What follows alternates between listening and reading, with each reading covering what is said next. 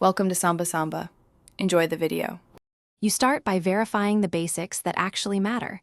Use a quality digital cable, DisplayPort or HDMI 2.0, and avoid analog adapters that blur pixels.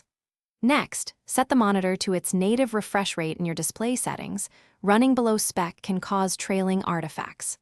Once done, update your GPU drivers and any monitor firmware, and reboot. These steps remove common causes of ghosting and give you a clean baseline for deeper adjustments. Now you dive into fine-tuning. Open the monitor OSD and enable overdrive or response time control. Start at medium to avoid inverse ghosting, then increase only if artifacts improve. On the PC, toggle V-Sync and test with it both on and off because buffering changes perceived trails. Also ensure color depth and refresh rate match cable bandwidth. Mismatches can force pixel processing that looks like ghosting. Make incremental changes and retest with a moving test pattern after each tweak. Finish by isolating hardware versus settings. Run a high-contrast motion test, then swap cables and try another machine to see if ghosting follows the monitor.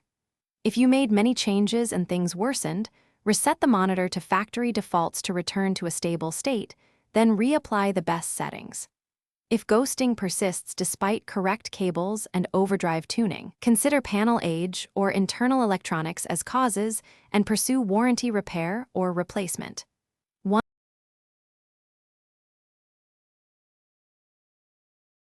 Thanks for watching. Consider subscribing if we helped you.